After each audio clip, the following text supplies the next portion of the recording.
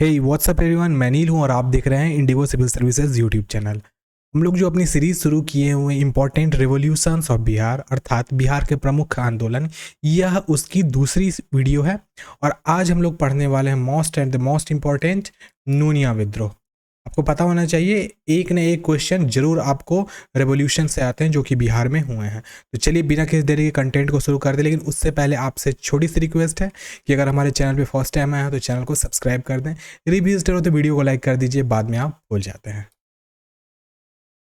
देखिए, सबसे पहले इस व्यक्ति को आप लोग याद रखिएगा जिनका नाम है Buddha Nunia. He was the most important most prominent person, बहुत ही महत्वपूर्ण व्यक्ति थे नूनिया विद्रोह के कारण। और नूनिया विद्रोह जो है इन्हीं के नाम पर दिया गया था। अब हम लोग थोड़ा सा नूनिया जाति का इतिहास जान लेते हैं। नूनिया जाति नमक, खाड़ी और सोरा के खोजकर्ता और निर्माता जाति है। देखिए, बहुत सारे टाइम में ऐसा प्रश्न पूछा जाता है, आप लोग को भी आ जाएगा कि ये सोरा होता क्या है। कभी कभार आप लोग कन्फ्यूजन में चले आओगे, तो मैं आपको बता देता हूँ। सोरा एक प्रकार का इंडस्ट्रियल साल्ट होता है जिसको मतलब जिसका इस्तेमाल एक्चुअली बम बनाने वगैरह में किया जाता है, बारूद वगैरह बनाने में मैक्सिमम इसका इस्तेमाल किया जाता है। तो जो जाति कालखंड के में नमक बनाकर देश ही नहीं दुनिया को अपना नमक खिलाने का भी काम करती थी। तो पुराने ज़माने में ब्रिटिश ईस्ट इंडिया के टाइम में, जिस टाइम में देखा जाए तो उस टाइम में वो लोग क्या करते थे कि इसके नमक बनाते थे, क्योंकि ये जो जनजाति थी यह जनजाति झारखंड से जुड़ी हुई है। तो झारखंड में साल्ट का कोई सोर्स नहीं हुआ करता था, तो ये लोग मतलब नेचुरल सोर्सेज का यूज़ करते थे साल्ट को बनाने के लिए। और वो हिंदू मतलब कि जो भी ब्रिटिश ईस्ट इंडिया कंपनी थी, झारखंड से भी अभी का झारखंड से और उस समय की बिहार से भी सॉल्ट लेकर के अपने कंट्री अपने कॉन्टिनेंट जाया करती थी। तो कहा जाता है कि तोप और बंदूक के आविष्कार के शुरुआती दिनों में इनके द्वारा बनाए जाने वाले विस्फोटक पदार्थ सोरा के बल पर ही दुनिया में शासन करना संभव था। तो जैसे मैंने आपको शुरुआत में, अगर आप पहले की वीडियो देखे होंगे तो आपको पता होगा, एक मैंने बताया था जिस समय में British East India Company Hindustan आई थी, तो ब्रिटिश ईस्ट इंडिया कंपनी का बहुत बड़ा दबदबा और पकड़ था किस चीज़ पे? समुद्री मार्ग पे। क्यों? क्योंकि समुद्री मार्ग में सबसे बड़ी जो प्रॉब्लम आती थी वो था लूटपाट। और लूटपाट से बचने के लिए ब्रिटिश ईस्ट इंडिया कंपनी क्या करती थी? वो बड़े बड़े तोप का इस्तेमाल करती थी। जो भी व्यक्ति या फिर जो भी कंपनी, जैसे कि पुर्तगाली ही अगर बाय द वे कोशिश करते थे इनके जहाज़ों को लूटने का, या फ्रेंच ईस्ट इंडिया कंपनी चाहती थी जहाज़ों को लूटने का, तो ये लोग क्या करते थे? उनके ऊपर तोप से हमला कर देते। और तोप में इन्हीं के मतलब नूनिया जाति के जो लोग हुआ करते थे उन्हीं के बनाए हुए विस्फोटक पदार्थ जो कि सोरा होता था उसका इस्तेमाल किया जाता था तोप में। और वो तोप के एक धमाके से उनके जहाज को संपूर्ण रूप से डिस्ट्रॉय कर देते थे। आगे कहते हैं कि पहले भारतवर्ष में नमक, खाड़ी और सोरा के कुटीर उद्योग पर नूनिया समाज का एकाधिकार था। तो आपको पता होना चाहिए एकाधिकार का अर्थ होता है कि नूनिया समाज के ही लोग क्या करते थे, तो इन चीज़ों को मतलब नेचुरली बनाते थे। और साथ में बम के बारूद बनाने में या फिर खाने वाले साल्ट बनाने में इसका इस्तेमाल वो लोग करते थे, क्योंकि इसको इन्हीं लोगों को, नूनिया जाति के लोगों को ही ये सोरा या फिर खाड़ी या फिर नमक बनाने का उनको विधि पता था। अब ये रेह से मिलता था। अब रेह क्या होता है, मैं आपको छोटा सा एग्जांपल दे देता हूँ। रेह आप कैसे अपने घर में भी देख सकते हैं। अगर आपका दीवार पुराना हो गया होगा तो आप लोग देखिएगा उसमें सॉल्ट मतलब कि एक ऐसा पदार्थ जैसे जिससे लगेगा कि पीसी हुई चीनी दीवार से निकल रही है, तो उसको रेह कहा जाता है, ध्यान रखिएगा। और उसी को नमकीन मिट्टी भी कहा जाता है। एक्चुअली क्या होता है, जब हमारे जो ब्रिक्स होते हैं, ईंटें होते हैं, अच्छे से पके भी नहीं रहते तो उसमें मॉइस्चर लगता है। और मॉइस्चर लगने के बाद क्या होता है कि उसमें से मतलब पतला पतला रेसा निकलने लगता है और उसी को रेह कहा जाता है। और ये जो नूनिया जाति के लोग थे, इस रेह को वो लोग बना सकते थे, मतलब नेचुरली उनमें इतनी कैपेबिलिटी थी। तो आगे कहते हैं कि से यह तीनों पदार्थ कैसे बनेगा, इसलिए प्राचीन काल से ही नमक बनाने वाली नूनिया जाति इस देश की आर्थिक तौर पर सबसे उत्पन्न जाति हुआ करती थी। इसके साथ उत्पाद सोरा को अंग्रेज सफ़ेद सोना, वाइट गोल्ड भी कहते थे। तो अभी भी आप देख सकते हो, अभी भी ये जो है राजस्थान, ये तो मैंने जो बोरे का इस्तेमाल किया है पिक्चर का, ये राजस्थान का बना हुआ है। लेकिन पुराने ज़माने में वाइट गोल्ड किसको कहा जाता था? सोरा को कहा जाता था। और ये क्या हुआ करती थी? ये इंडस्ट्रियल साल्ट हुआ करती थी। और इसको बनाने की मैन्युफैक्चरिंग की जो विधि थी, नूनिया संप्रदाय के लोगों को अच्छे तरीके से पता थी। और ब्रिटिश ईस्ट इंडिया कंपनी या फिर अंग्रेज जो भी हुआ करते थे, इसको वाइट गोल्ड कहते थे, क्योंकि उनके लिए बहुत ही बेशकीमती था। तो मीर जाफ़र, आपको पता होना, मीर जाफ़र एक बहुत बड़े मतलब इन्वेडर थे बिहार में, और इन्होंने बहुत दिनों तक राज भी किया था, और मीर जाफ़र ने ही बंदूक का कारखाना भी बिहार में इस्टेब्लिश कराया था। आप नीचे कमेंट में लिख सकते हैं कि बंदूक का कारखाना मीर जाफ़र के द्वारा किस सदी में या फिर किस ईस्वी में किया गया था, और मीर जाफ़र ने अपना सबसे पहला बंदूक का कारखाना बिहार में कहाँ स्थापित किया था। आप इसका जवाब हमारे कमेंट सेक्शन में जरूर दीजिएगा। नेक्स्ट है, भारतीय कुछ हिस्सों पर अपना अधिकार जमाने के बाद अंग्रेज सन 1620 में पटना में अपना व्यावसायिक और व्यापारिक केंद्र खोलने का प्रयास किया, परंतु सन 1661 में सफलता मिली। देखो, आपको बता दूं, ये 1620 में ही वो ट्राई किए थे, जब ईस्ट इंडिया कंपनी, आपको पता होना, 1600 के टाइम में हिंदुस्तान में आई थी। तो आते ही इन्होंने कोशिश किया क्या कि ये अपना व्यावसायिक और व्यापारिक केंद्र को स्थापित कर लेंगे पटना में। लेकिन क्या हुआ, कुछ क्या डोमिनेंसी बहुत ज़्यादा थी नोनिया समाज के लोगों की वहाँ पे। तो वो लोग फर्स्ट ट्रायल में 30 सालों का एक लंबा गैप के अंदर में वो लोग नहीं कर सके। फिर उसके बाद 31वें साल 1651 में उनको सफलता मिली। तो डच फैक्ट्री की स्थापना सन 1932 में हुई थी। तो आपको पता होना चाहिए, डच ईस्ट इंडिया कंपनी की जो स्थापना हुई थी वो कब हुई थी, 1632 में थी।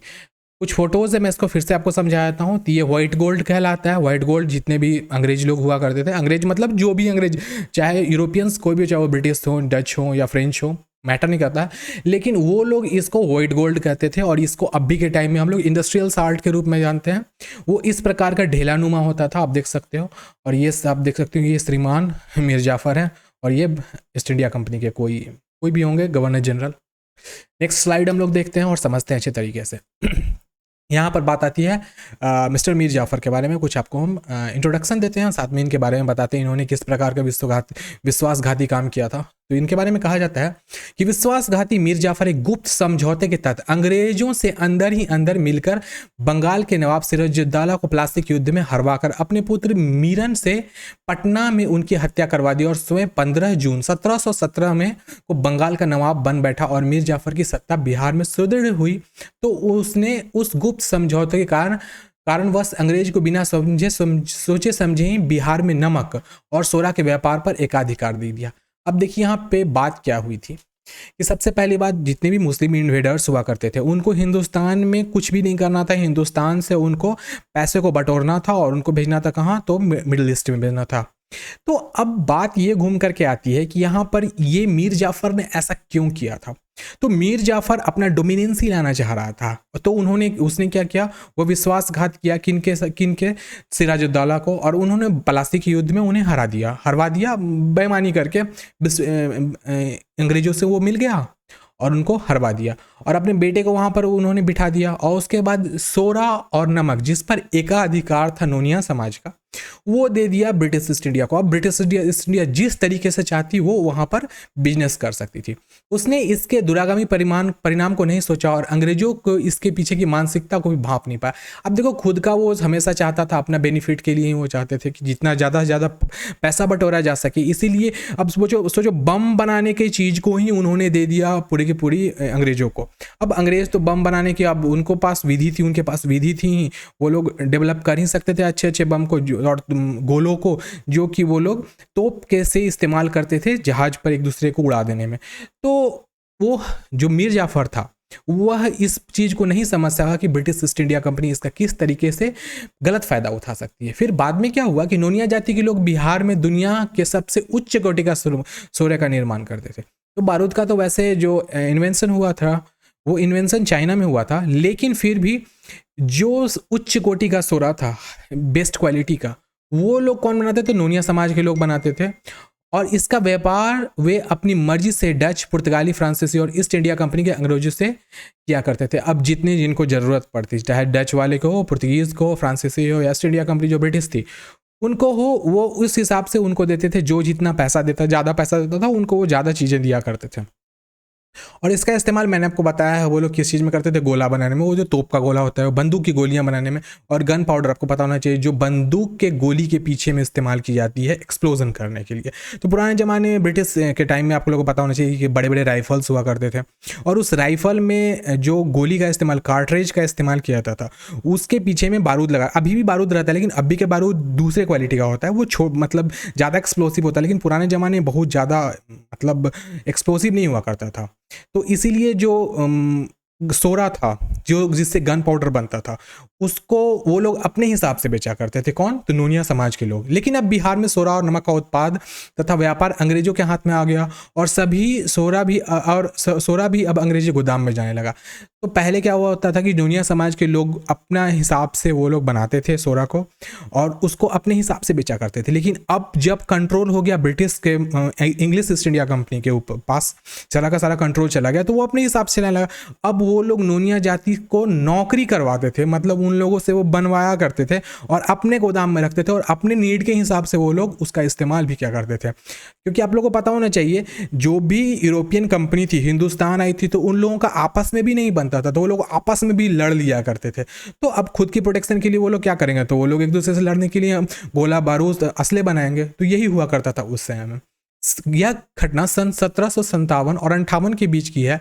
इस घटनाक्रम में अंग्रेजी शासन का विस्तार और सरलता एवं संभव बना दिया है, क्योंकि उस समय सोरा के बल पर ही कोई युद्ध जीता जा सकता था और अपने साम्राज्य का विस्तार किया जा सकता था।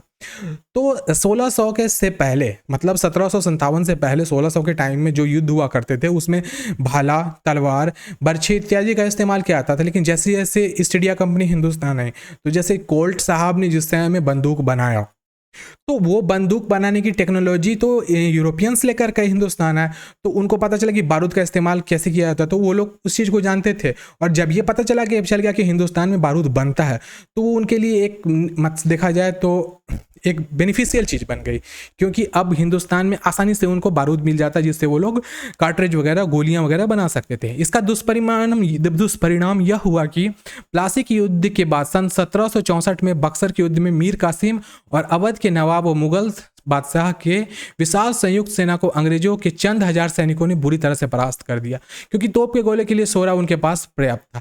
अब मैं आपको एक चीज़ बता देता हूँ, जो हिंदुस्तान की कंपनी हुआ करती थी और मुस्लिम इन्वेडर्स जो हिंदुस्तान में थे, साथ में अवध के जो भी नवाब होते थे और मुगल बादशाह जो भी थे हिंदुस्तान की तरफ से, तो उनको हराना बहुत ही आसान था, क्योंकि उन लोगों के पास नई टेक्नोलॉजी की चीज़ें नहीं हुआ करती, नई टेक्नोलॉजी के अस्त्र नहीं हुआ कर सकते होते थे पुराने ज़माने में। अभी मैं बताता हूँ, ब्रिटिश टाइम के जो भी राइफल्स हुआ करते थे वो उस टाइम में जितने पावरफुल थे, आज भी देखा जाए तो उतने ही पावरफुल है। आप देखोगे जो भी सिपाही वगैरह हमारे बिहार वगैरह में है, तो उन लोगों के पास वही ब्रिटिश जमाने वाला आपको राइफल मिल जाएगा, 303 मिलेगा, तो अपग्रेडेड वर्जन है 303। लेकिन पुराने ज़माने में जो इस्तेमाल किया जाता था वो जो उतना ही खतरनाक हुआ करता था। आप कोई भी पुरानी ज़माने की फिल्म देख सकते हो, मतलब आप देखो, मैं मूवी का नाम तो भी नहीं बता सकता हूँ आपको, लेकिन आप पुराने ज़माने वाली जो भी मूवी देखोगे जो इसमें ब्रिटिश ईस्ट इंडिया कंपनी वगैरह के साथ हिंदुस्तानी मुठभेड़ वगैरह है, तो उसमें आपको वो बंदूक दिख जाएगी। तो चलिए हम लोग आगे देखते हैं। मीर कासिम के बारे में पता चल गया कि वो एक विश्वासघाती था। नेक्स्ट स्लाइड में कहता है, अब नोनिया विद्रोह को हम लोग समझते हैं। नोनिया विद्रोह, बिहार का मैप आप लोग देख रहे हैं इधर में, यह बिहार में नहीं हुआ था, ये जो जगह है ये एक्चुअली झारखंड में है। मैं आपको बता देता हूँ। देश 1947 में क्रूर अंग्रेजी शासन से मुक्त हुआ। यह आज़ादी कई आंदोलन और कुर्बानियों के बाद मिली थी। अंग्रेजी सरकार के खिलाफ विद्रोह करने की शुरुआत नोनिया समाज को जाता है, जिसे इतिहास ने अनदेखा कर दिया। बहुत बड़ी बात है यहाँ पे। यह विद्रोह 1700 और 1800 ईस्वी के बीच अंग्रेजी सरकार के खिलाफ हुआ था। बिहार के हाजीपुर, तिरहुत, सारण, पूर्णिया सोरा उत्पादन का प्रमुख केंद्र था। सोरा की इकट्ठा करने एवं तैयार करने का काम नोनिया समाज के लोग किया करते थे। सोरा के लिए 2 से 4 रुपये प्रति मन और कच्चा सोरा के लिए 1 से 4 प्रति मन असमी कंपनी से ले जाते थे, तथा नोनिया लोग 12, 14, 5 आना प्रति मन देते थे। अब देख रहे हो कितना, अब 12 आना, 14 आना, 5 आना खरीदे और उसको 2 रुपये 4 रुपये प्रति मन के हिसाब से बेचिए। कितना ज़्यादा बेनिफिट कमाते थे ये बिचौलिए लोग। जबकि अन्य व्यापारी जो कंपनी से संबंधित नहीं थे वो नोनिया को 3 रुपये प्रति मन सोरा देते थे। अब देख रहे हैं किस प्रकार का यहाँ डिफरेंस है। अतः कंपनी द्वारा नोनियों लोगों का अधिक शोषण हो रहा था, इसलिए गुप्त रूप से वे लोग व्यापारियों को सोरा बेचने लगे। अंग्रेजों का नमक और सोरा पर एकाधिकार होते ही अब नमक और सोरा बनाने वाली नोनिया जाति का शोषण प्रारंभ हो गया। तो शोषण प्रारंभ होने के पीछे कारण क्या था?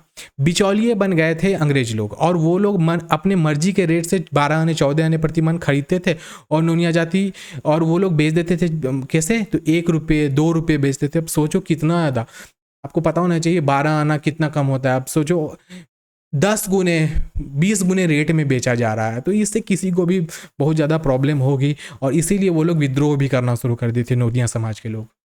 जो सोरा नोनिया लोग पहले डच पुर्तगाली और फ्रांसीसी व्यापारी को अपनी इच्छा से अच्छी कीमतों पर बेचा करते थे, उसे अब अंग्रेजों ने अपने शासन और सत्ता के बल पर जबरदस्ती औने पौने दाम खरीदना लूटना शुरू कर दिया। तो अब ये खरीदना नहीं, खरीदना ये शब्द होना ही नहीं चाहिए, यहाँ पे लूटना शुरू कर दिया। अब सोचो आप एक एग्जाम्पल मैं आपको 10 पैसे आपसे मैं कोई चीज़ खरीदूँ और उसको मैं 5 रुपये बेच रहा हूँ, तो सोचो आपको बुरा तो लगेगा ही नहीं। और वो बिचौलिया ऐसा काम करता था, तो अंग्रेजी लोग बिचौलिया बन गए थे।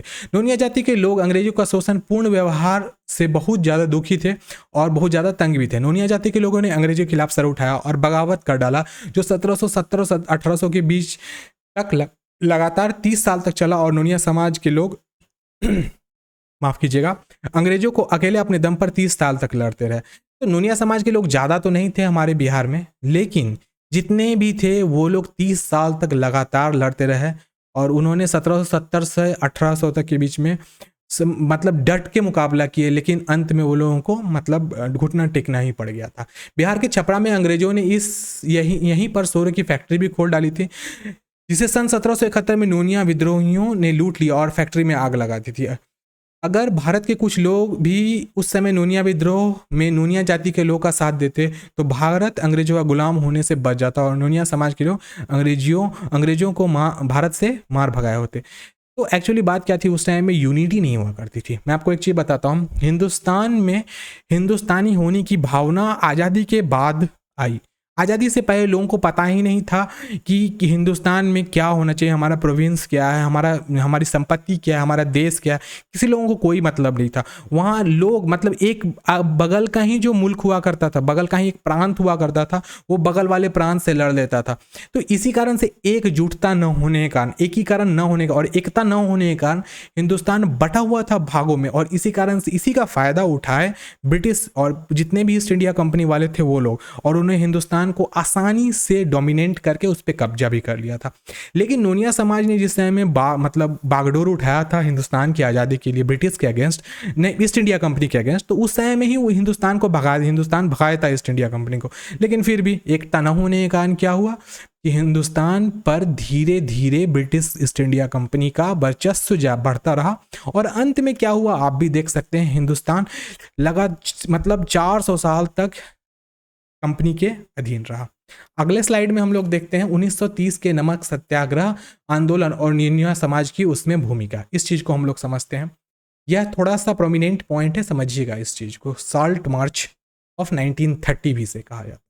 तो नोनिया समाज के लोगों ने वर्ष 1930 में महात्मा गांधी के नेतृत्व में अंग्रेजों के खिलाफ नमक सत्याग्रह आंदोलन में भाग लेकर न केवल लाखों की संख्या में अंग्रेजों के दमन का शिकार बने, बल्कि उन्होंने पैतृक पेशा नमक बनाने भी बर्बाद हो गया। नोनिया समाज ने मिट्टी से नमक बनाकर नमक का कानून तोड़ा था, और एक ऐसा आंदोलन था जिस आंदोलन में संपूर्ण भारत में पहली बार सफलता का परचम भी लहराया था। तो मैंने आपसे कहा है कि हमारा जो प्रांत है बिहार और अभी का झारखंड, यहाँ पर समंदर है नहीं, तो समंदर नहीं है तो साल्ट जो बनेगा वो मिट्टी से ही बनाना पड़ेगा। तो क्या था, नोनिया जो समाज के लोग हुआ करते थे उनको सॉल्ट बनाना आता था, और गांधी जी के साथ में उन्होंने मिल करके क्या किया था, सॉल्ट बनाया था। और साल्ट मार्च ऑफ 1930 कहीं ना कहीं से इसमें नोनिया समाज के लोगों का बहुत बड़ा योगदान था।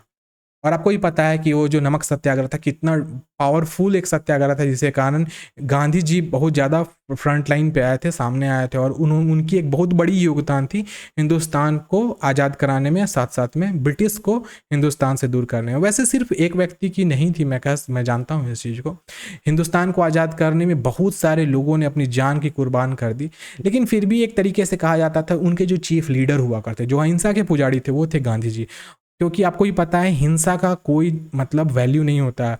आप हिंसा से किसी चीज़ अच्छा भी काम कर रहे हो तो आप हिंसा की कहलाओगे, लेकिन आप अगर अहिंसा से काम कर रहे हो और अगर थोड़ी बहुत भूल भी हो जाए या फिर आपको देर भी होगी किसी चीज़ को प्राप्त करने में, तो आप अहिंसा प्रेमी कहलाओगे और आप ही डोमिनेंट वहाँ पे रहोगे। अब साल्ट मार्च ऑफ 1930 को हम लोग देखते हैं आगे।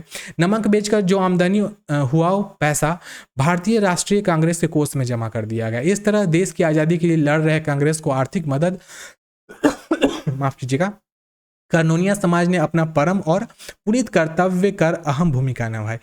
तो ये भी बात आती है कि नोनिया समाज के लोग उस समय में जितने बचे हुए थे ईस्ट इंडिया कंपनी के लास्ट टाइम जाने के समय में 1930 वो अब जाने का समय तो आ ही गया था, 1930 का समय था। तो उस समय में वो लोग लंबे समय से जो भी मतलब सेलिंग करते थे अलग अलग कंपनी को, अलग अलग कंट्री को सॉल्ट, और साथ साथ में जो सोडा बेचा करते थे, उससे जो भी पैसे होते थे तो वो लोग राष्ट्रीय कांग्रेस के कोष में देते थे, उससे कि फ़ायदा हो सके देश का। और उन्होंने एक बहुत बड़ी योगदान दिया नोनिया समाज ने हिंदुस्तान के आज़ादी में। आज भी नोनिया समाज प्रत्येक वर्ष देश के विभिन्न स्थान पर नमक आंदोलन की वर्षगांठ मनाता है। तो नोनिया समाज का हिंदुस्तान की आज़ादी में बहुत बड़ा योगदान था। आज भी हमारा जो राज्य है बिहार झारखंड, अभी न 2000 में झारखंड बना है, उससे पहले हम लोग संयुक्त रूप से बिहार थे। तो बहुत बड़ा योगदान था, और जितनी भी आज़ादी की मैक्सिमम जो भी घटनाएं हैं वो हमारी बिहार से ही शुरू होती है, आपको पता होना चाहिए। लोग बोलते हैं बिहार का क्या मतलब इम्पोर्टेंस है हमारे हिंदुस्तान में, यहाँ के लोग अच्छे नहीं होते हैं, चोर होते हैं। तो आपको पता होना चाहिए हमारे यहाँ से आईएएस, डॉक्टर, इंजीनियर्स बहुत ज़्यादा हेवी मात्रा में निकलते हैं। साथ में जितनी भी आंदोलन थे वो हमारे बिहार से ही शुरू हुई। हमारे हिंदुस्तान का सबसे बड़ा जो एम्पायर था मगध एम्पायर, ये आप जब पता होना चाहिए, वैशाली आपको भी पता होना चाहिए। ये सब बहुत ही इंपॉर्टेंट प्रोमिनेंट जगह थी जो कि हिंदुस्तान के आज़ादी में अपना बहुत बड़ा बड़ा योगदान दी थी। आगे हम लोग इससे रिलेटेड कुछ इंपॉर्टेंट एमसीक्यूज़ को देखते हैं। नोनिया समाज से रिलेटेड, नोनिया विद्रोह से रिलेटेड जितनी भी बातें थी उसको मैंने पीछे बता दिया है। अभी हम लोग इंपॉर्टेंट एमसीक्यू को देखते हैं। देखिए सबसे पहला एमसीक्यू है, साल्ट पेट्रो उत्पादक क्षेत्र में कौन सा विद्रोह संबंधी। अब साल्ट पेट्रो किसे कहते हैं, तो साल्ट पेट्रो सोडा को कहते हैं, ध्यान रखिएगा। तो यह आपको पता होना चाहिए, इसका दबाव क्या होगा, नोनिया। नोनिया जो नोनिया समाज के जो लोग हुआ करते थे वही साल्ट पेट्रो उत्पादन क्षेत्रों में थे, और उनसे ही यह विद्रोह सम्मिलित है। नेक्स्ट है हमारा प्रश्न, बिहार के किस भाग में नोनिया विद्रोह 1770 से 1800 के बीच में हुआ था। तो ये किस जगह पे हुआ था, तिरहुतों में। वो तिरहुत, जिसको तिरहुतो भी कहा था, वहाँ हुआ था। सरणी, पूर्णिया, ये सभी एरिया में नमक विद्रोह या नोनिया विद्रोह हुआ था। अगला प्रश्न है, निम्नलिखित में से कौन सा समुदाय साल्ट पेट्रो का उत्पादन करता है। तो आपको पता होना चाहिए इसका जवाब क्या होगा, नोनिया समाज। अगला प्रश्न है, साल्ट पेट्रो का उत्पादन स्पेस के लिए किया जाता था। तो किस चीज़ के लिए किया जाता था, तो इसका विस्फोटक बनाने के लिए किया था। नमक, पेंट, लाख नहीं, इसका इस्तेमाल किस चीज़ के लिए था, विस्फोटक बनाने के लिए किया जाता था। नोनिया विद्रोह कब हुआ था, तो 1770 ईस्वी में नोनिया विद्रोह हुआ था, और 1770 के बाद 1800 में यह कंप्लीट भी हो गया। और कंप्लीट किस तरीके से हुआ, इसको दमन कर दिया गया, इसको ब्रिटिश ईस्ट इंडिया के द्वारा दबा दिया गया था। तो चलिए हम लोग टोटल का जो इंपॉर्टेंट एमसीक्यू था रिलेटेड नोनिया विद्रोह से, उसको हमने कंप्लीट कर लिया है। आशा करते हैं आप लोग को वीडियो पसंद आई होगी। वीडियो पसंद आई तो वीडियो को लाइक कर दें, चैनल पे फर्स्ट टाइम है तो चैनल को सब्सक्राइब कर दें। हम लोग विद्रोह से रिलेटेड जितनी भी टोटल सीरीज है उसको जल्दी जल्दी कंप्लीट कर देंगे। सारी कंटेंट धीरे धीरे रेडी की जा रही है। सारे कंटेंट को कंपाइल करने में लंबा समय लगता है, इसलिए आप लोगों से छोटी सी रिक्वेस्ट है, चैनल को सब्सक्राइब कर दें। कोई बहुत बड़ी सी बात नहीं होती है, बस चैनल पे क्लिक करना होता है सब्सक्राइब पे, और बेल का आइकन का बटन दबाना होता है। ये कोई बहुत बड़ी बात नहीं है आपके लिए, आप इसको कर सकते हो। और वीडियो को लाइक करना भी आसान ही है। वीडियो को लाइक कीजिए, कहीं ना कहीं से उससे भी हम एक्सैगरेट होते हैं, अच्छा फील होता है, उत्साहित हो जाते हैं, सोचते हैं कि और ज़्यादा से ज़्यादा वीडियो आपके लिए बना सकें। तो आज के लिए इतना ही, नेक्स्ट डे नए कंटेंट के साथ मिलते हैं, तब तक के लिए bye bye, take care and stay blessed. पढ़ते रहिए, आगे बढ़ते रहिए।